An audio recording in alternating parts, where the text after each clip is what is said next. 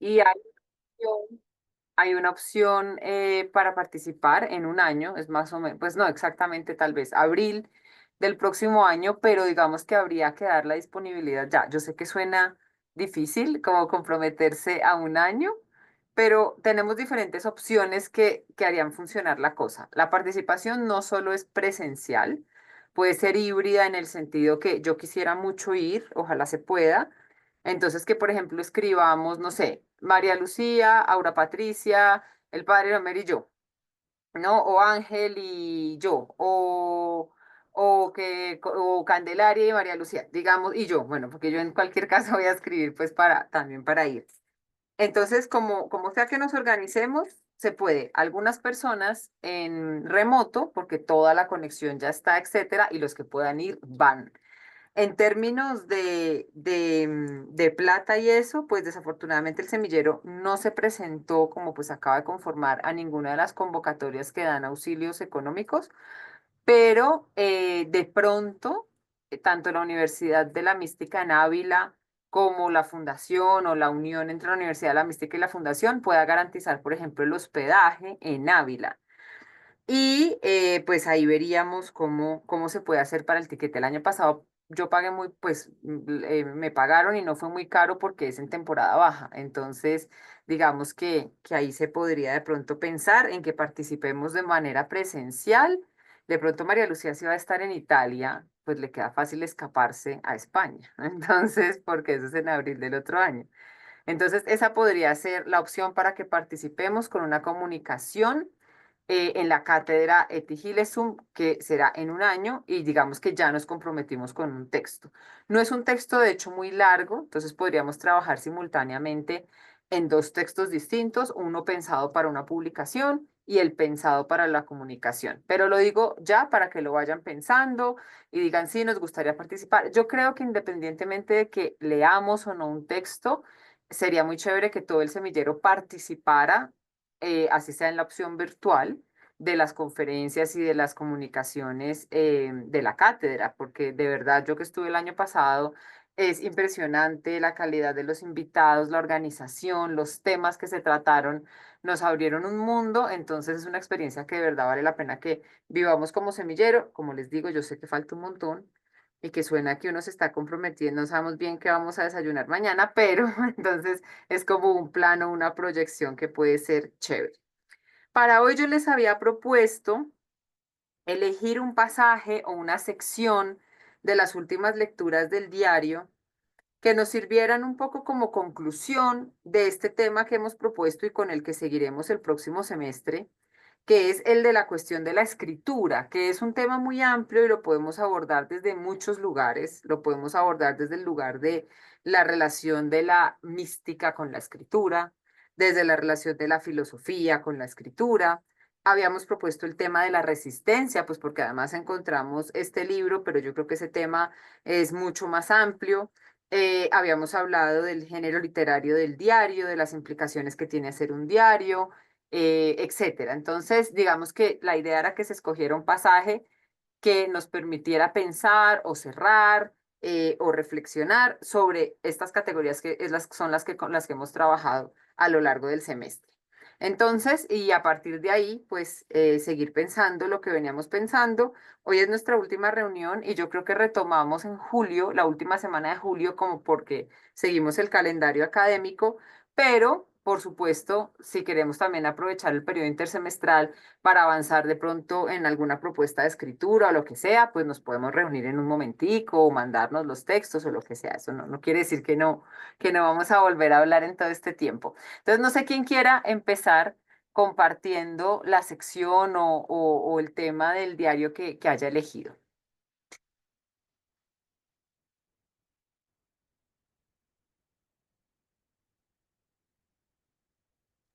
No No sé voy a cómo se empezar sube la yo. mano, no sé cómo se alza la mano, pero yo. Adelante, María Em, Lucía. bueno, yo escogí la sección de la entrada de el 3 de julio de Ujú, 1942, ujú, pero en el segundo párrafo. ujú. Entonces lo voy a leer. Es un poquito largo. No sé, bueno, sí, lo alertó. Tranquilo. Eh, bueno, aún resulta válido llevar en mí la certeza de que mi deseo de ir alguna vez a Rusia se cumpla, de que alguna vez vaya a ser uno de los eslabones de comunicación entre Rusia y Europa. Es una seguridad que hay en mí que no se altera ante esa otra certeza, que quiere nuestra completa destrucción. Eso también lo acepto. Ahora sí que lo sé, no molestaré a los demás con mis temores, no estaré amargada si los otros no entienden qué es lo que nos importa a los judíos. Una certeza no debe verse afectada o debilitada por la otra. Trabajo y sigo viviendo con la misma convicción y la vida me parece que está llena de sentido. A pesar de Ajá, todo, está llena de sentido, aunque apenas me atrevo a comentar eso ante los demás. La vida y la muerte, el sufrimiento y la alegría, las ampollas en mis destrozados pies y el jazmín detrás de mi casa. La persecución, las innumerables crueldades sin sentido, todo esto está dentro de mí como una fuerte unidad y lo acepto como un todo y empiezo a comprenderlo cada vez mejor, solo para mí misma, sin ser capaz hasta ahora de explicarle a nadie cómo está todo interrelacionado. Me gustaría vivir mucho tiempo para poder explicarlo alguna vez más adelante. Y si no puedo elegir eso, bueno, entonces otro lo hará. Otra persona seguirá viviendo mi vida desde donde haya sido interrumpida la mía y por eso tengo que seguir viviendo lo mejor y lo más convincentemente posible hasta el último suspiro para que así aquel que venga atrás de mí no tenga que empezar completamente desde cero y no tenga tantas dificultades. ¿No es eso también hacer también algo por la posteridad? Bueno, hasta ahí. Mm, a mí me pareció ese pasaje muy importante. Em, Creo que resume un poco lo que a mí me quedó de este primer acercamiento a Eti, porque yo nunca la había ajá, leído, no sabía quién era. Em, lo que más me quedó de este pasaje en específico es cómo el sufrimiento propio y el del otro también son un poco para Eti como catalizadores de vida y también de filosofía y de sí, escritura. sí, Entonces, y también me parece muy interesante cómo aquí se ve cómo ella expresa el proyecto que tiene de manera existencialista, ¿sí? Como de llegar a unas certezas que no solamente la lleven a ella a soportar lo que ella sabe que se viene, sino también para que lo hagan los demás, y no solamente para los judíos, sino para toda la humanidad, como que ajá, también ajá, para que los que los están persiguiendo, como hemos visto también en otros pasajes, como que ella em, reconoce la humanidad en todo el mundo. Entonces, eso me parece muy fuerte y pues sí, eso es lo que más me quedó a mí de el primer acercamiento a Eti, que el horizonte de su proyecto siempre está como en los otros, como en la humanidad entera y como esa apertura a que los otros sigan este proyecto, ¿no? Como otra persona seguirá viviendo mi vida desde donde haya sido interrumpida, como esa unión de ella con los otros, como que realmente no hay una división entre ella y los que la están persiguiendo, o ella y los otros judíos. Entonces, ajá. eso me parece muy fuerte. Eso. Muchas gracias, María Lucía, por compartir. Sí, ese es un pasaje impresionante. Yo creo que todo julio del 42 es un mes de mucha confrontación.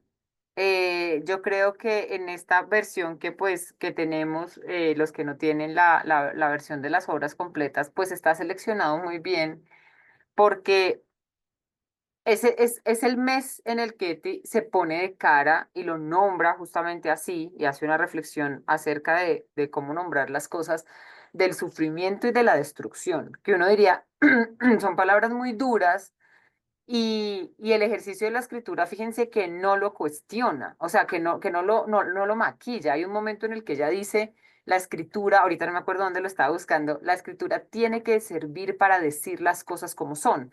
Digamos que esto es un poco una pretensión llena de problemas filosóficos, por supuesto, de qué dice el lenguaje y etcétera, pero más allá de eso, digamos, entendiéndolo en un sentido lo más intuitivo posible, en el sentido de cómo lo entendería también la gente que lo lee.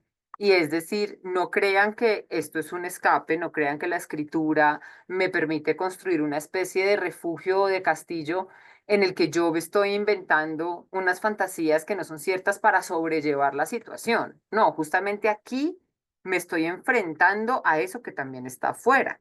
¿No? Eso también me parece muy interesante. Y en todo julio hay esa tensión, ¿no? Entonces ella dice, ok, sí, estamos sufriendo, pero ¿hasta qué punto eso afecta a la dignidad humana? Lo dice justo el día anterior, ¿no? Dice, sé que vamos a sufrir, sé que nos van a aniquilar, sé que nos van a exterminar. Y mucho se ha dicho. en general, en biografías de Eti, en estudios, ha habido un interés, me parece a mí, ¿no? Como por mostrar una Eti no, no tan dura, ¿sí? Como que uno dice, bueno, pero cualquier persona lee esto y esto suena horrible. Pero a mí me parece que ahí es donde está justamente esa universalidad de la que habla María Lucía, ¿sí? Que es que no son solo los judíos, es que no fue solo en ese momento de la historia, ¿no? Pues lo estamos viendo ahora mismo, por eso ahí hay un problema político muy importante en el cómo nombramos las cosas, ¿no? Porque ustedes ven que hay gente que se atreve a decir que es que en el Medio Oriente hay una guerra, pero por supuesto que no hay una guerra, hay un genocidio, ¿sí? Pero entonces, ¿por qué es un problema político? Porque alguien dirá, no, ¿cuál genocidio? ¿Cómo se le ocurre? No, eso es un problema y hay terrorismo del otro lado, y ese término además tiene una carga, ¿no? Política y simbólica enorme. Entonces, si hay terrorismo, pues la guerra está justificada y entonces por eso es guerra. Entonces, yo creo que cuando ella dice nos quieren aniquilar, ¿no? Nos da la fuerza para decir hoy en día nosotros también, sí, hay a otras personas a las que se quiere aniquilar. Y ese proceso pasa por la deshumanización, que es en contra de lo que Eti lucha a través también de la escritura. Entonces, gracias María Lucía por ese pasaje, pero Julio, en general, yo creo que está lleno de estas reflexiones que efectivamente recogen muy bien pues nuestro recorrido de al menos este semestre. ¿Quién quiere seguir? Yo me fui a buscar el texto y no los vi. Candela. Candelaria levantó la mano. Sí, hola, hola, ¿cómo están? Muy bien. Bueno, justamente como dijiste, creo que Julio es muy importante. Estoy de acuerdo pues con el pasaje que acaba de leer María Lucía, o sea, de verdad es impresionante. Y yo les quería leer un pedacito del 3 de julio de 1942, viernes por la tarde. Dice... La vida y la muerte, el sufrimiento y la alegría, las ampollas en mis destrozados pies y el jazmín detrás de mi casa. La persecución, las innumerables crueldades sin sentido, todo eso está dentro de mí como una fuerte unidad y lo acepto como un todo.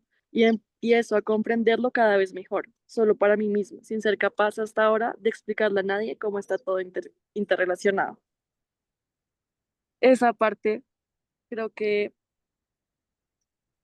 bueno, nos habla un poco también de la unidad y de la colectividad que ella siente en su interior, que creo que también demuestra de cierta forma, tal vez como precisamente lo que estábamos hablando de que ella es una mística moderna de alguna manera, Sí. tal vez puede que no sea a través de un rapto o alucinaciones como tal, o visiones, sino más bien desde ese espacio que ella ha creado consigo misma, en el que logra, no sé, una conexión con algo que parece ser eterno, porque también se puede ver en el fragmento que leyó María Lucía, que ella está ya aceptando la muerte y aceptando que va a seguir la vida después de ella. Ujú, ujú. Entonces me parece muy interesante también la posición en la que se pone ella, que es como un poco más arriba de sí misma y más arriba de la temporalidad incluso. Sí, y yo creo que esa es como la dirección del diario. Un poco ese es el camino que se va construyendo. En algún momento hablábamos de diferentes formas de vivir el amor y de cómo la primera parte del diario pues está centrada en un amor erótico hacia Speed y en un amor individual, de una relación particular y que se va volviendo un amor universal. Y pues también ese guiño eucarístico que hay al final, que es ese pasaje tan famoso que te dice que se va a partir como pan para todos y que quiere ser bálsamo para muchas heridas. Creo que eso se vuelve muy famoso, pero entender este trasfondo de la construcción me parece muy interesante. Entonces, ese pasaje también es clave para lo que nosotros hemos dicho y para lo que viene en el diario, que para los que, pues digamos ustedes dos que no habían leído. Yo creo que el intersemestral es útil como para devolverse, porque hicimos la selección pensando en lo de la escritura, etcétera, pero a mí me parece que vale la pena devolverse un poco o seguir adelante, pero en todo el diario y ya no en la selección, para ver con más claridad ese movimiento que Eti propone y que es el ejercicio que va haciendo un poco de construcción de sí misma. Muchas gracias, Candelaria. Aura Patricia o el padre. Aura Patricia. Bueno, aquí con mi voz agripada. Sí, estoy de acuerdo, muy de acuerdo con Lucía y con Candelaria. Realmente ese es el párrafo que el autor que compila las obras recoge en el prefacio, ¿verdad? Ese es el párrafo que él escoge, porque es que es realmente muy, es la sustancia, creo, de Eti. Y pues yo veo ahí mucho la marca de Jung y la marca de Spears, ya desde un punto de vista muy evolucionado, muy maduro, muy místico, muy psicológico, porque la propuesta de Jung es que lo que importa es que estemos completos, no perfectos, no importa que no seamos perfectos, pero sí completos en nuestras contradicciones. Y ese párrafo realmente me parece que ella lo ha entendido, ella lo entendió desde lo más profundo de su ser.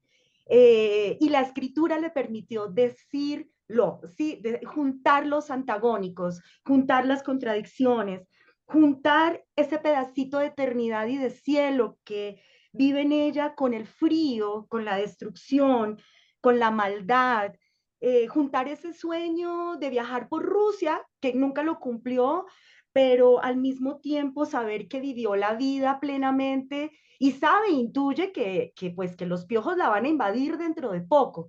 Entonces, sí es realmente una sustancia, lo que hay ahí, la sustancia de ese párrafo realmente a mí también me impactó desde que empecé a leer a Eti, porque es la primera vez que yo también me acerco a Eti. Y hay algo muy bello y quiero contar mi experiencia, y es que realmente tú, Viviana, que has leído tantas veces a Eti, supongo que siempre te genera cosas distintas en Así momentos es. distintos, porque yo hace 20 días ustedes nos indicaron que leyéramos estos párrafos o estos días, y yo hace 20 días estaba más pegada de otras cosas de las que ella habla en junio. Sí, ella habla de otras cosas en junio, ¿no? Digamos, todo ese encuentro con San Agustín y el pegarse a que realmente Dios está en lo más íntimo, que lo más íntimo de nosotros mismos y más cerca Él que yo misma, ¿no? Y yo siento que yo estaba como muy identificada como con junio, tal vez, con junio, pero ahorita que lo volví a releer realmente veo pues la integración de esta dualidad, que es el estar absolutamente completa. Y eso es lo que me fascina y me impacta pues, de ese texto con el que estoy de acuerdo, que es el mejor y hasta ahora el más bello para mí. Eso quería decir. Muchas gracias, Aura Patricia, por compartir. Padre,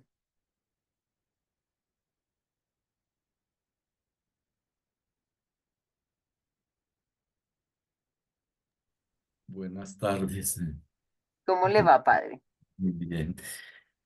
Lo primero que yo quiero darle gracias al semillero es porque si no hubiera estado estos meses con ustedes, quizá no hubiera podido vivir estas últimas semanas de la iglesia y del mundo.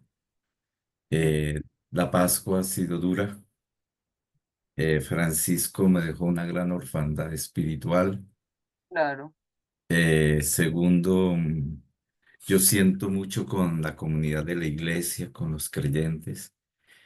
El momento sigue siendo muy difícil porque me duele mucho la agresividad de los que creen que poseen la tradición. Creo que jamás en la historia de la iglesia contemporánea se había sido tan irreverente y tan duro con un papa como se fue con Francisco. Eh, Sin embargo, estoy profundamente agradecido porque siento que hay una mano providente que ha conducido, va llevando las cosas y no sé por qué me gusta este hombre nuevo. Tiene algo que tal vez lo tímido y sobre todo yo creo que todos los que creemos en Jesús misteriosamente en esta semana nos hemos sentido profundamente agustinianos y, y pensé mucho en ti mucho en ti, Viviana, porque dije, esta debe dar una fiesta impresionante. Pero bueno, quiero recoger en un texto que a mí me... Yo la he leído mucho y, y es como si nunca lo hubiera leído. Creo que es que me estoy volviendo bobo con el tiempo. Porque los años, no sé, pero cada vez que la leo digo, ve, como si no lo hubiera leído. En el cuaderno 10 el 3 de julio de 1942, ¿cierto? Yo tengo las obras completas, que es un texto bellísimo realmente. Disfruto mucho la forma como fue hecho este. Creo que nos sentimos en español muy agradecidos. Yo no sé si, porque yo no, pero voy a leer aquí algo que me ayuda, que sintetiza como mi sentir en este momento y como conclusión de estas semanas, de estos encuentros, de este semillero. Y dice, así es, lo tenemos todo en nuestro interior, Dios, el cielo y la tierra, la vida y la muerte y los siglos, muchos siglos. Uy, esto a mí me impresiona porque a veces creemos que, yo no sé, yo siento en los instantes, yo quiero decirte, Viviana, que te agradezco porque te atreves a llamar genocidio a eso, eso no tiene sentido. Y entonces, como yo viví en Israel hace muchos años y me tocó la invasión al Líbano y salir de Israel entre tanques. Y bueno, y de alguna manera hace tantos años y ahora yo recuerdo y digo, ¿y qué ha pasado? Pero muchos años. Y ahora es más cruel y, y bueno, entonces muchos siglos. Las circunstancias exteriores conforman un decorado y una acción cambiantes, pero nosotros lo llevamos todo en nuestro interior y las circunstancias no son nunca lo más determinante. Al fin y al cabo, siempre habrá circunstancias, buenas y malas, y debemos aceptar la existencia de esas circunstancias, de las buenas y de las malas, lo que no quita para que uno no pueda dedicar su vida a mejorar las malas.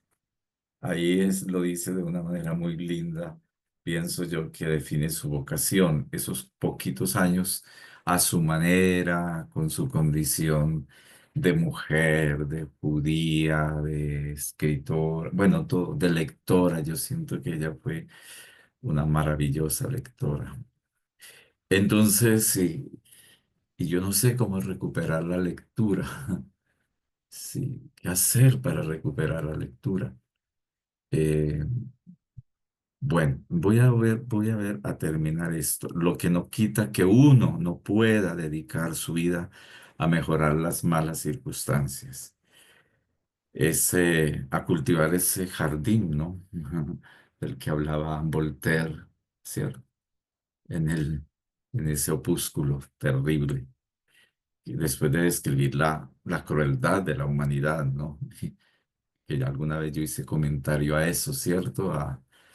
Eh, Como, bueno. Después de eso, él dice, les ruego que cultiven su jardín, después de describir la crueldad. Entonces, pero hay que saber por qué se lucha. Yo siento que esa es la tarea. ¿Por qué luchar? Y empezar por uno mismo. Empezar todos los días por uno mismo. Wow. Y en medio de todo esto, pues ya aquí, a mí no me gusta que me llamen padre, porque no sé, pues, a pesar de los años, yo no sé, yo voy a decir una cosa aquí muy íntima que sé que no saldrá de América Latina, pero hay cosas de esto de ser cura que yo digo, esto es cristiano, esto es de Jesús, entonces, esto es de Jesús. Ayer escuché un podcast de la Sanín, fuerte, y lo escuché hasta el final. Sobre Y ser yo, católica. padre mío, Sí, yo decía, diga lo que diga, yo y me también. atreví a reenviarlo para molestar, porque yo soy malo. Y sí, tengo que reconocerlo, para molestar, a ver que alguien me reaccionara, porque esa mujer dice cosas muy ciertas, con su lenguaje, pero al final dice una cosa maravillosa, como cierra el podcast. Bueno, voy a ver si me atrevo a mandárselos, pero no digan que se los mandé yo. Bueno, y voy a terminar como, porque me supongo que al final de este semillero es como una, a ver si me gradúo, ¿cierto? Este semestre. A ver si me das una nota, Viviana, porque hace tiempo que nadie me califica, porque estoy profundamente descalificado. Bueno, pero en medio de eso, una amiga me mandó un libro hermosísimo de otra mujer, de Mary Oliver. ¡Ay, Dios!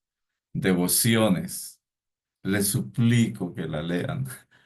Les ruego que ustedes, que son sobre todo tan poesía reunida, y es bellísima la edición porque es en inglés, y yo no sé inglés, pero lo entiendo, y entonces la traducción, y miro el castellano y digo, ¿cómo suena de bello en el inglés? Y bueno, es muy difícil traducir los poemas, ¿no?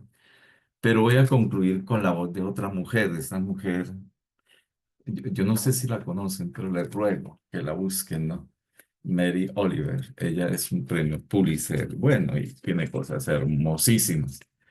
Y bueno, no quisiera extenderme, pero una palabrita para provocarlas, ¿no? Para molestarlas. Yo muchas veces les digo, sobre todo a ciertas, insisto mucho, sea mujer, por favor, sea mujer. Y cuando encuentro una mujer digo, uy, al fin una mujer, porque es que esto está lleno de Barbies, muñecas, pero sea mujer, yo quiero, no necesito interlocutora. Teresa, ¿cierto? Edith, eh, Eti, y ya está. Y entonces dice que ella, que su poesía es una poesía de la atención en un sentido radical. La atención, escribió ella misma en sus ensayos, es el principio de la devoción.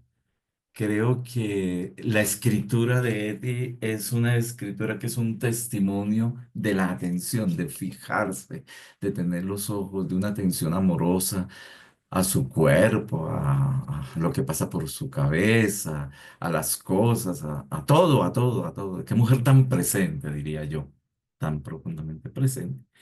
Y que dice, como dijo Walter Benjamin recordando a Malebranche, la atención es la oración natural del alma. Qué hermosura eso.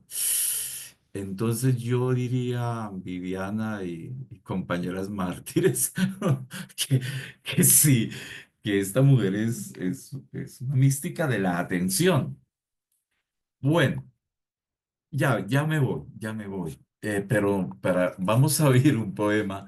Es muy difícil leer a esto pero lo voy a leer porque es cortico y se llama Orar. Orar. La atención es, visto lo que acabamos de decir, es la atención es la oración, sí, que dice, orar. No tiene por qué ser el iris azul. Podrían ser yerbajos en un descampado o unas pocas piedrecillas. Tan solo presta atención, luego remienda unas cuantas palabras y no intentes sofisticarlas. Esto no es una competición, sino la entrada a dar las gracias y un silencio en el que quizás hable otra voz. Les regalo eso. Cada palabra le regalo eso. Y yo siento mujeres, y bueno, se me fue el único varón que me acompañaba en este circuito. Se fue, desapareció. No, ahí Entonces, está, padre, ahí está. ahí está, y menos mal que no estoy tan solo. Pero mire, por favor.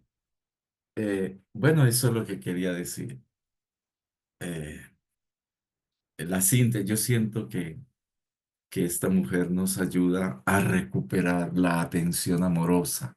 Eso es la mística y es la mejor forma de estar presente. Bien, bueno, chao. No, padre, espere que si se va antes no le pongo nota. A mí me No se encantaba. despida todavía, no se despida todavía. No, muy bonito, padre, tanto el poema, muchas gracias, y por esa palabra, ¿no? Por esa palabra, usted dice una mística de la atención, yo pienso una ética de la atención, ¿no? Digamos en ética que a partir de las reflexiones de mujeres, sobre todo a partir del siglo pasado, etcétera, se ha visto la necesidad de hacer una ampliación porque pues teníamos estos grandes sistemas éticos, ¿no? Que es lo que uno estudia y la ética de la justicia y como dice Adriana Cabarero, unas éticas completamente verticales, ya sea donde hay unos principios o un sumo bien o un último fin.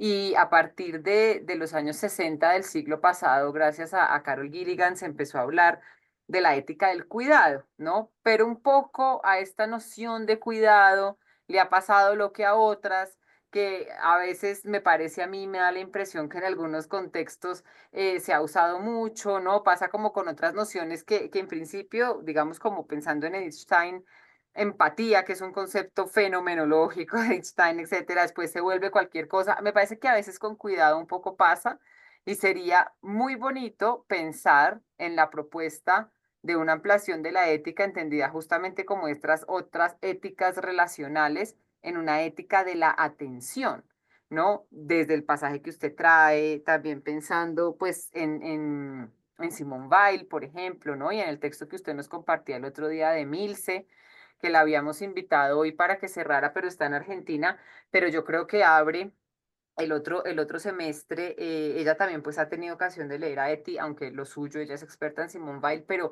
esta noción de la atención y de la gracia que aparece en Weil me parece que nos pueden servir mucho también para conectar. Entonces, muchas gracias. Yo había abierto el pasaje en el que usted estaba y la parte que usted leyó eh, es maravillosa, pero lo que sigue es que toda esa parte es impresionante. Yo me voy a permitir leer un pedacito más. Entonces usted leyó, hay que empezar por uno mismo, cada día otra vez consigo mismo. Antes estaba convencida de que tenía que producir muchos pensamientos geniales al día.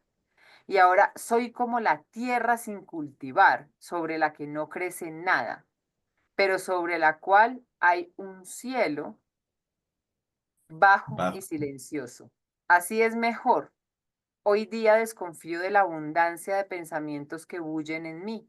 Prefiero estar sin cultivar y esperar. Ahí el esperar tiene un doble sentido. Habría que ver cómo es en holandés y la cosa, pero ahí el esperar tiene un doble sentido. De la espera en el término de tiempo y de la espera de esperanza. Porque aquí me parece a mí que esta idea del campo sin cultivar no es que esté evocando una aridez, sino todo lo contrario, una fertilidad que está esperando, ¿sí? Aquí la En lo- traducción es barbecho claro, y es muy superior a la que tú estás leyendo la traducción claro, del texto. totalmente. El Ahí, texto, ahí es donde la la... palabra barbecho dice mejor todo lo que tú estás ahorita. Sí. Exacto, porque si no uno se puede confundir y pensar, pero qué, está como derrotada o algo así, pero no, es todo lo contrario. He mirado fijamente nuestra perdición, nuestra probable, miserable perdición, que ya se anuncia en muchos detalles insignificantes de la vida cotidiana. Esta posibilidad ha logrado refugiarse en un sitio entre mis sentimientos sobre la vida sin que estos pierdan por ello fuerza. No estoy amargada y no me rebelo. Tampoco estoy ya desanimada, ni estoy resignada en absoluto. Mi evolución continúa sin trabas día a día, incluso teniendo en cuenta la posibilidad de nuevo de nuestra destrucción. No quiero coquetear con palabras que al fin y al cabo solo evocan malentendidos. He saldado cuentas con la vida. A mí ya no me puede pasar nada, ya que al fin y al cabo no se trata de mi persona, que es un poco la idea que a todos nos ha quedado y tiene que ver con los pasajes que todos y todas han traído, No se trata de mí, ¿no? Y no tiene importancia si sucumbo yo u otra persona, sino que se trata de la perdición en general. A veces hablo de ello con otros, aunque no tenga mucho sentido y aunque no sepa expresar muy claramente lo que quiero decir, pero eso tampoco tiene importancia. Cuando digo saldado las cuentas con la vida, quiero decir con esto, la posibilidad de la muerte la tengo totalmente presente. Mi vida se ha ampliado de tal manera que miro la muerte, la perdición a los ojos y las acepto como parte de la vida. Bueno, ahí sigue y esta reflexión es también muy interesante. Yo creo que es uno de los pasajes en donde vemos más claramente el cambio y la manera en la que esta nueva ETI, ¿no? Esta ETI que vemos poco a poco cómo se construye, asume lo que va a venir. Y entonces ahí me parece que es muy interesante conectar esto con la noción de proyecto del existencialismo que traía María Lucía, ¿no? Como de en qué sentido y cómo hablamos de proyecto cuando además, ¿sí? La muerte está integrada ahí, que uno diría, bueno, pero eso debería estar como afuera o no debería tener lugar o qué quiere decir. Pero es muy interesante porque lo está incluyendo, ¿no? No lo está ni negando, ni es una cuestión que tiene que dar miedo, ni es una cuestión que debe ser evitada o como yo decía al principio, que la escritura misma sea una especie de evasión, no solamente de lo inmediato y de las experiencias negativas inmediatas, sino de la muerte, que pues ya lo sabemos en la filosofía, en la historia, en la poesía, en todas partes, pues y en todas las épocas ha aparecido de muchas maneras, ¿no? Periodos enteros de la historia, no sé, como el barroco, por ejemplo, que tiene esta marca de la muerte tan presente, o periodos en cambio en donde justamente el arte se presenta como una forma de evasión y se busca la inmortalidad. Entonces, es un tema muy interesante. Y creo que esa expresión de que mi vida se ha ampliado de tal manera que se integra la muerte, nos dice mucho y nos permite conectar con todos los temas que hemos traído.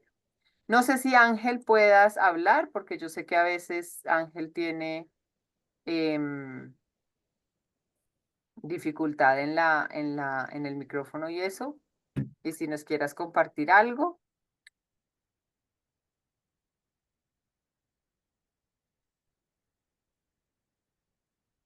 o Ana María que se nos unió. Ah, bueno, ahí está Ángel. Entonces, Ángel y luego Ana María. Ah, vale. Hola, buenas noches, ¿cómo están? ¿Sí me Muy escuchan bien, ¿y bien? tú? Sí, que tengo como problemas con la conexión. Em, a mí me gustaría resaltar pues dos pasajes. El Ujú. primero del 26 de agosto del 41, cuando dice, dentro de mí hay un pozo muy profundo y ahí dentro está Dios. A veces puedo llegar hasta Él, pero muchas otras veces hay piedras y escombros que ciegan el pozo y Dios está enterrado debajo. Entonces hay que desenterrarlo de nuevo. Este, el primero. Y, y en el 14 de diciembre del 41, en el tercer parrafito, donde pues, está la nota en torno a arrodillar. Ayer por la noche, antes de acostarme, me encontré de pronto de rodillas en medio de esta gran habitación, entre las sillas de metal, encima de una alfombra de color claro. Fue un gesto espontáneo, forzada a ir al suelo por algo más fuerte que yo. Hace un tiempo me dije a mí mismo, estoy aprendiendo a arrodillar. Eh, yo creo que, o sea, como la lectura que yo hago es que estos dos pasajes están de cierta manera compenetrados y cuando Eti hace mención de ese gesto de arrodillarse, es como queriendo decir, heme aquí, podría decirse frente a su comprensión de Dios y frente a su comprensión de la realidad. Junto a ello diría que pues, aquí se abre la posibilidad de practicar la escritura como una forma de contemplación.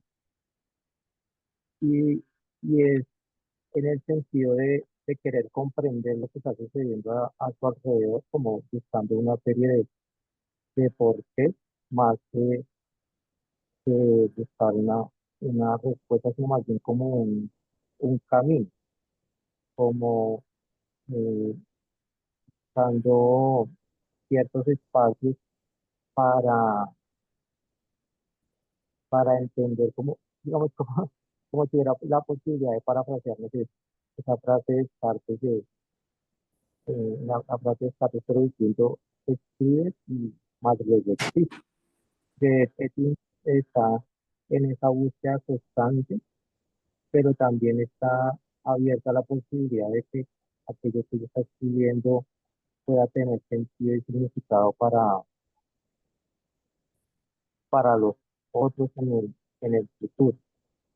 Y ahí también quería hacer eco de algo que me llamó la atención en la lectura que nos proponían de Fulvia, en el de la filosofía como forma de vida. ¿Me escuchan?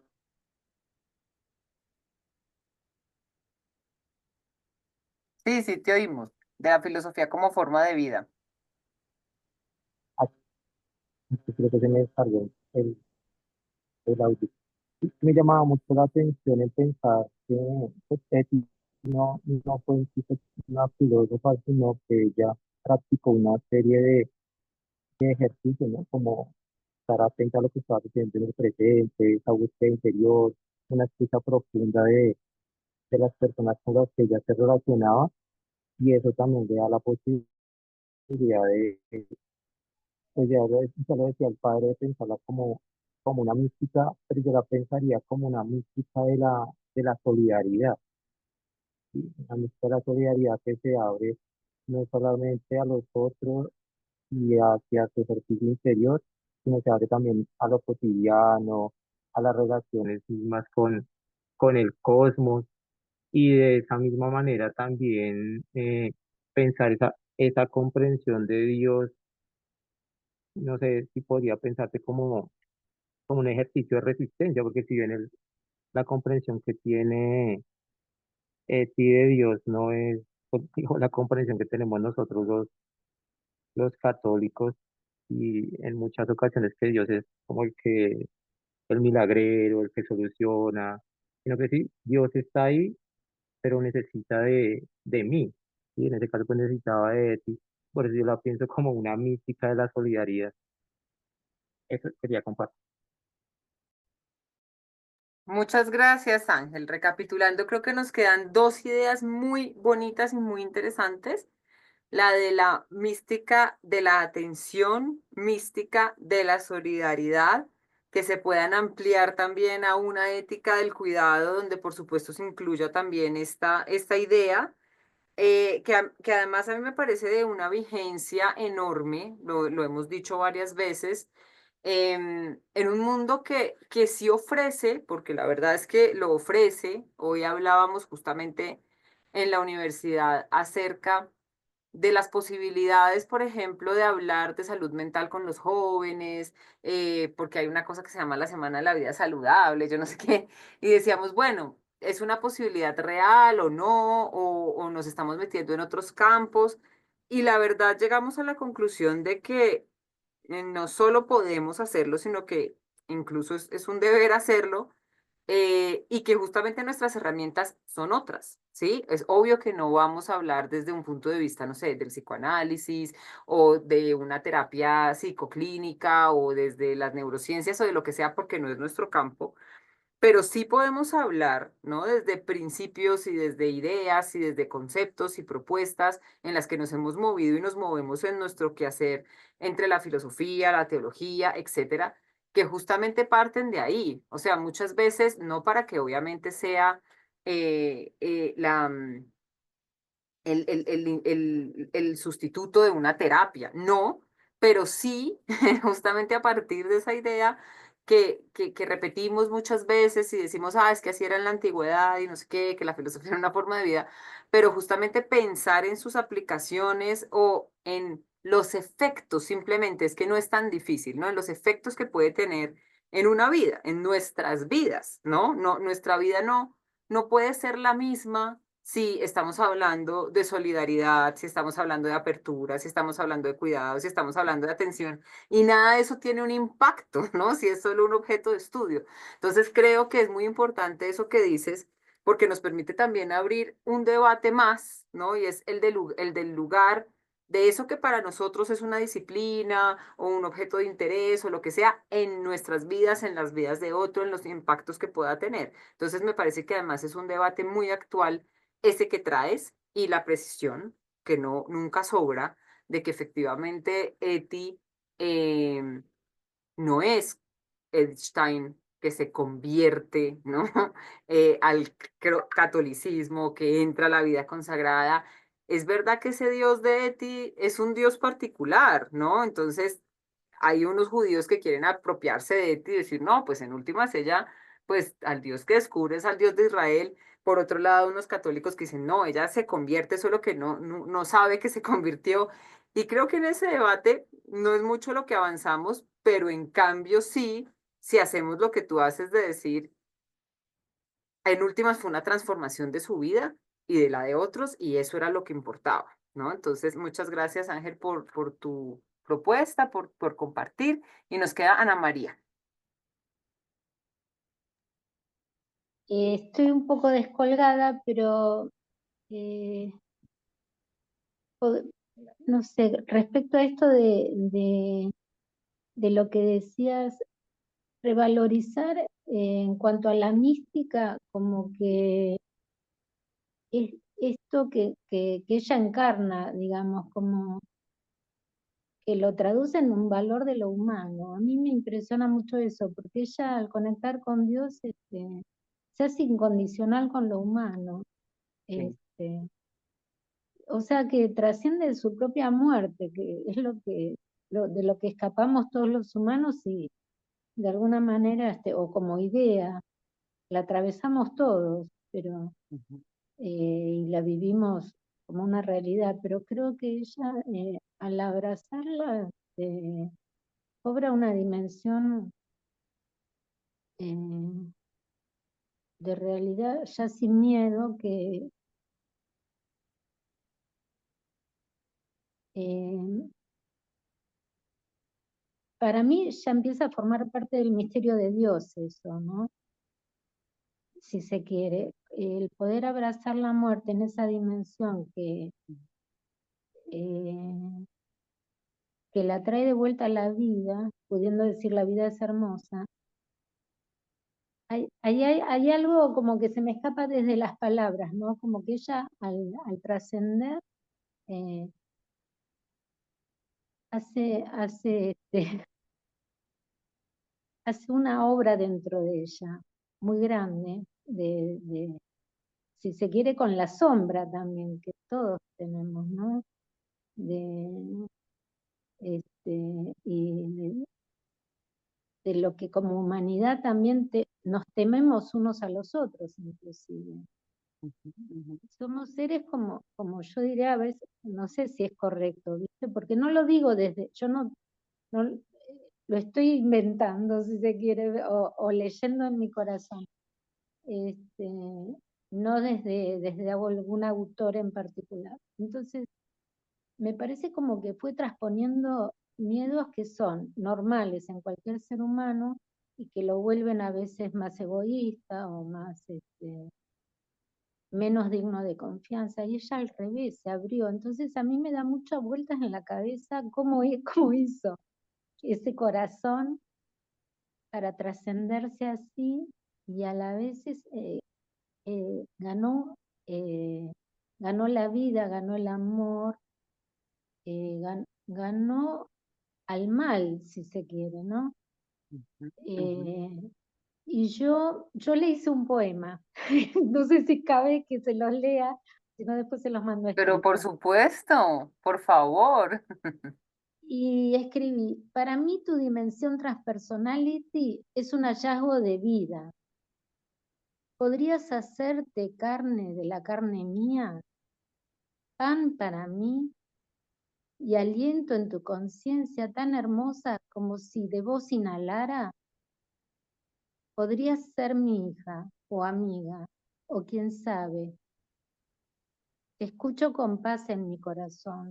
No sos la ruptura de un grito torturado y apagado en los cuerpos que sufren en medio del barracón de la guerra. Sos una voz de un eco purísimo, una voz que lleva por un camino, un valor interno inconmovible. Quiero ser traspasada por tu alegría al servicio de la sabiduría. Yo sé cómo se apagó tu vida, pero tu voz es mi lugar de luz y amorosa libertad. Ante lo que se avecina en el peligro, ante los obstáculos. Te ruego, Señor, poder ser desencarnada hallando un ojo abierto en un ángulo de la conciencia que te ha iluminado también, impotente en la humilde humana. Belleza inmortal de Eki conecta con el viento, el mar luminoso y la meditación de bienvenida, como visita ante el sagrario del Santísimo. Bueno, ahí le agregué algo que me estaba pasando a mí, que sentí como en un momento que conectaba así por Zoom con gente que estaba meditando ante un sagrario y yo venía de un día un poco así como arrastrada de cansancio y cuando vi eso como que no sé, inhalé un aire puro, ¿no? Y digo, bueno, eso es Seti también, del cansancio del humano es aire puro, no sé, es una inspiración. Eh, todavía no la entiendo, pero y por otro lado siento que es como una mística así como distinta, como vos decías, ¿no? Qué sé yo, a una mística cristiana como Edith Stein o como San Francisco de Asís. Ella eh, al, eh, es como realmente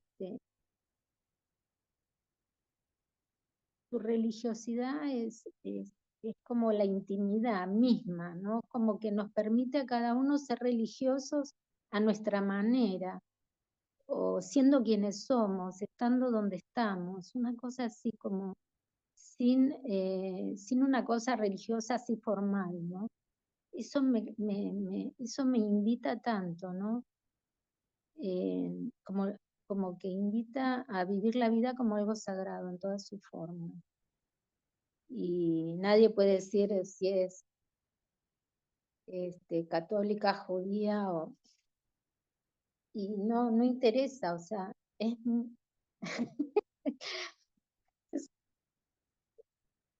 es una espiritualidad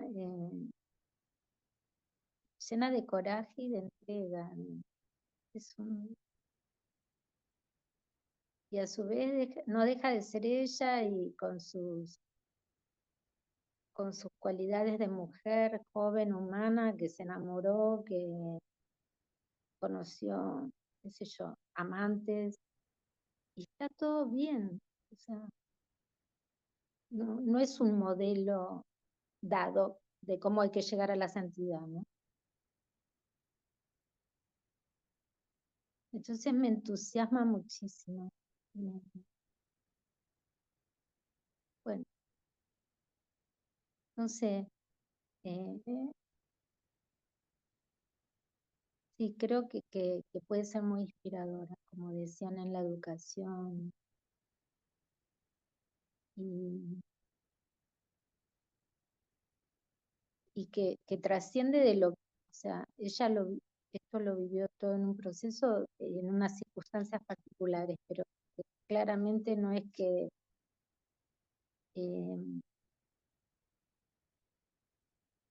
que solo enmarcado o delineado por la situación, digamos, particular de lo que se vivió en el Holocausto, ¿no? O de las víctimas del Holocausto.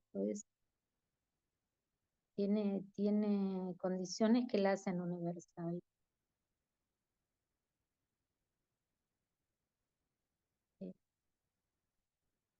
Ya. Y ella creo que destaca mucho eso, como que cada persona es diferente también y que no tiene que vivir en las mismas condiciones para hacer esos procesos, ¿no? Eh, como que destaca eh, la creatividad que hay en cada uno y que va a dar un producto diferente, por así decir, una vida diferente, una sensibilidad diferente y, y que incluso lo compara con ella a veces y dice, bueno, no sé, no me lo acuerdo bien el texto, pero habla de Rilke, que es como que, ¿no? O de Stier, pero como que hubieran sido ellos también a lo mejor más frágiles para vivir lo que ella vive con esa capacidad de permanecer entera ante el sufrimiento, el horror, ¿no? De esos cuerpos que están prisioneros y que van a terminar, bueno, que ya están enfermos y que sufren. Y como que ella, hasta en su sensibilidad, es dilatada a una dimensión que no, eso deja de estar en primer lugar, ¿no? Como que ella no pierde la sensibilidad, pero a su vez eso no se le vuelve como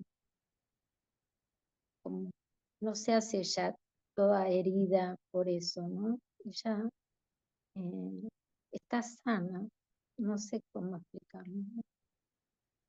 Hay una alegría sana en ella hasta el final. Eso es tremendo, ese es un misterio. Lo es, sí, efectivamente.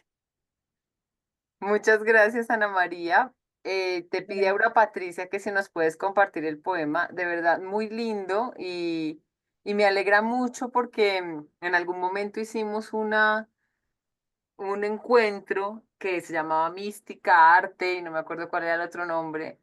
Y yo decía, qué cantidad de cosas que suscita Eti, y me impresiona que no deje de hacerlo, ¿no? Que tú sientas toda esa inspiración, y bueno, además está divino, el poema te felicito. Y bueno, y toda tu reflexión, ¿no? Que es como tan orgánica, como tan natural. Entonces, pues te agradezco mucho por tu presencia, tal vez no había tenido ocasión de hacerlo, y por todo lo que nos acabas de compartir. Muchas gracias. Ángel nos dice que nos quiere compartir algo que hace poco escribió. Claro que sí, muchísimas gracias. Espectacular, muchas gracias, Ángel. Nos lo manda al grupo de WhatsApp. Es también un insumo para leer. Otro compañero que se ve que estuvo en algún momento en el semillero nos mandó un texto. También vamos a revisar y lo compartimos por WhatsApp.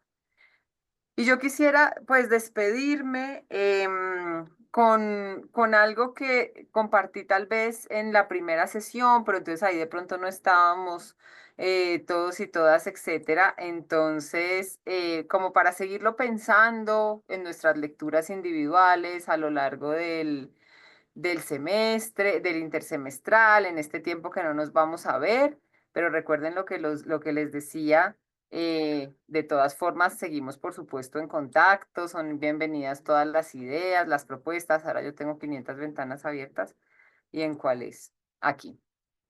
Entonces, lo que les quería compartir, bueno, el pasaje que yo había elegido, que es cortico, eh, y es este del 19 de junio de 1942. ¿Sabes qué me parece tan repugnante de ti, muchacha? Tu sinceridad a medias y tu grandilocuencia. Ayer noche quería escribir, estaba yo pensando sobre todo en la escritura, ¿no? Algunas palabras, pero en realidad solo era una tontería difusa. A veces tengo miedo de llamar a las cosas por su nombre. Es porque tal vez entonces ya no quede nada de ello. Las cosas deben saber soportar que se les llame exactamente por su nombre. Si no lo soportan, no tienen el derecho de existir. Muchas cosas de la vida se intentan salvar mediante una especie de tenue mística. La mística debe apoyarse en una honestidad clara como el agua, después de haber estudiado todo en profundidad hasta su última instancia. Cuando llego por la noche a casa, tengo a menudo la sensación de haber vivido grandes cosas, para las que quiero encontrar rápidamente una formulación inmortal. No expresar en simples y torpes palabras lo que he vivido. Al fin y al cabo, esto es un diario. Preferiría sacar directamente de los acontecimientos más simples aforismos y sabidurías eternas. Entonces, este también se los dejo un poco como provocación para pensar en todo eso, ¿no? También en nuestra manera de expresarnos de las cosas. Yo por eso decía que le agradecía a Ana María, que yo siento que hay una, sí, que son unas palabras como tan orgánicas y tan sinceras, ¿no? Y que dicen mucho de lo que queremos, pero es una experiencia tuya íntima. Entonces me parece muy interesante, o sea, muy bonito sobre todo, que ese sea el ejercicio que se suscita. Y les quería también compartir del libro de Escritura y Resistencia. Esto no es del libro, esta es una definición de resistencia. Hay muchas definiciones de resistencia. Yo me muevo fundamentalmente entre dos. Una es la de Linda Martin Alcock desde una perspectiva más fenomenológica y la otra es la de Bell Hooks, que está en este libro que se llama Afán, Raza, Género y Política Cultural. Y ella está citando a un monje budista, ¿no? Ella dice, esta definición de resistencia no es que sea mía. La resistencia, una raíz, debe querer decir más que la resistencia contra la guerra. Es una resistencia contra todo tipo de cosas que se parecen a la guerra.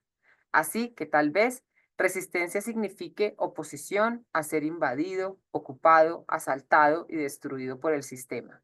El propósito de la resistencia aquí es buscar la sanación de uno mismo para así poder ver con claridad. Muy agustiniano eso. Creo que las comunidades de resistencia deberían ser lugares en los que las personas pudieran regresar a sí mismas más fácilmente. Muy higilenusiano eso y agustiniano también, donde haya unas condiciones tales que puedan sanarse a sí mismas y recuperar su integridad. Entonces, para decir que el diario efectivamente es un acto de resistencia, eh, pues vale la pena tener presente que en el caso de Eti, en el caso de Ana Frank, bueno, en los casos que trae ese libro que hemos tenido un poco ahí como trasfondo, se hace la distinción, por supuesto, entre diario y escritura autobiográfica, pero en el caso de Eti, pues las dos cosas se conjugan muy bien. Y la escritura autobiográfica, cuando nace, sobre todo en estos contextos de exclusión y de violencia, efectivamente es cuando más podemos leerla como un gesto de resistencia, como un acto de resistencia. Es el caso de Edith Stein, de Simone Weil, de Ana Frank, de Etty Hillesum, y yo le añadí a Bell Hooks, porque justamente Bell Hooks escribe pues, ese texto de Afán o Home Place, por ejemplo, desde el lugar, ¿no? De este tipo de sufrimiento y de opresión también, ¿no? No tanto de una guerra como un conflicto determinado como la Segunda Guerra Mundial, sino de los efectos de la violencia, de los efectos de la colonialidad y del racismo violento, pues que son un contexto estructural. Y en ella justamente, ¿no? La escritura, de hecho yo creo que por eso es una autora, Bell Hooks tiene una cantidad impresionante de textos, ella murió y todavía hace 2 años y todavía se siguen traduciendo sus textos al español porque hay textos sobre pedagogía, a propósito de lo que decía también Ana María, sobre el amor, por ejemplo, aquí tengo su todo sobre el amor, lo estoy viendo, no, digamos que uno diría, bueno, hay un ejercicio, y eso lo pensé en esta semana y tenía muchas ganas de compartírselo, un ejercicio muy similar en las dos, que son dos autoras que no tienen absolutamente nada que ver, ¿sí? De dos mundos completamente distintos, de dos realidades completamente distintos, pero que en últimas, en ellas se junta, ¿no? Las dos están atravesadas por el sufrimiento. El de Eti que podría pensarse, bueno, muy situado en una cuestión muy específica de una guerra, de un conflicto particular, el de Bell Hooks de una historia mucho más amplia, de una cicatriz, de una herida colonial más profunda, pero en últimas son dos mujeres, ¿no? Que asumen en la escritura como herramienta una forma de resistencia, una forma de humanización y una forma de dar voz cuando les ha sido despojada. Entonces, digo yo que todas ellas, ¿no? Escriben sobre su propia vida mucho más que como un ejercicio íntimo, ¿sí? Es un intento urgente de afirmarse como sujetos humanos en medio de un mundo que las despojaba de su humanidad. Lo decía también el otro día María Lucía en un encuentro de semilleros que dijo cosas muy, muy ciertas y muy bien dichas. Estas mujeres perseguidas y condenadas al silencio decidieron narrarse a sí mismas, como leíamos ahorita en el pasaje que les traje. ¿Para qué? Para encontrarse a sí mismas, pero en ese encontrarse a sí mismas, como lo hemos dicho hoy a lo largo de todo el encuentro, abrirse a los demás, ¿no? No solo para dejar testimonio, sino para reconectarse, aunque fuera simbólicamente, con el tejido social que la había expulsado y para permitirnos a nosotras también hoy hacer lo mismo en un tejido roto, ¿no? Lo decía el padre, nos sentimos a veces, uno amanece, ¿no? Como con un sentimiento de soledad, de desesperanza, como, bueno, y ahora, ¿será que sí van a decir lo que necesitamos que se diga? ¿Será que sí se le va a dar voz a quienes no tienen voz? Ahorita, por ejemplo, acá en Bogotá, en la Universidad Javeriana, volvieron los indígenas, entonces uno oye los comentarios y las cosas y uno dice, bueno, pero hay alguien que realmente esté humanizando, se esté preocupando humanamente por estas personas, ¿no? O efectivamente la preocupación es, no sé, el parque, la séptima, que todas las preocupaciones que hay, ¿no? Que va a haber ruido, que va a haber basura o que todo eso parece más importante que el montón de vidas que hay ahí. Entonces, este llamado de todas estas mujeres, yo incluí a Bell Hooks, que aunque no tiene un diario, tiene unos textos, por ejemplo, Home Place. Yo pensaba de pronto el otro semestre traer algunos apartados, también podría entenderse como una especie de diario, así no esté bajo esa catalogación específica, pero digamos que la lectura y la actualización que nos permiten hacer estas mujeres con su voz nos dan a nosotras también hoy una fuerza que a veces, ¿no? Con tantas cosas que pasan cada día perdemos o no tenemos el coraje de decir, en algún momento alguien dijo, habló del coraje de Eti, creo que Ana María, entonces eso es definitivamente lo que nos queda. Entonces, muchísimas gracias. No fueron muchos, pero fueron muy sustanciosos nuestros primeros encuentros. Yo ya tengo, he hablado con personas diferentes esta semana, también nos estaba acompañando, ay, no me acuerdo cómo se llama, pero que hoy no podía unirse, pero que estaba pendiente, he hablado con otras dos personas, entonces esperemos también poder continuar, espero verlos a todos y cada uno y cada una de ustedes el otro semestre. Me alegró mucho haber compartido, haberlos conocido a quienes no conocía y estoy de verdad muy contenta por los resultados, por lo que hemos hecho, por lo que hemos avanzado, por las discusiones, por sus aportes. Y nada, seguimos en contacto como lo dijimos, estoy súper pendiente de ustedes. Vale, muchas gracias. Gracias. Muchas gracias, Viviana, a ti. Gracias, Fabi. A ustedes, gracias.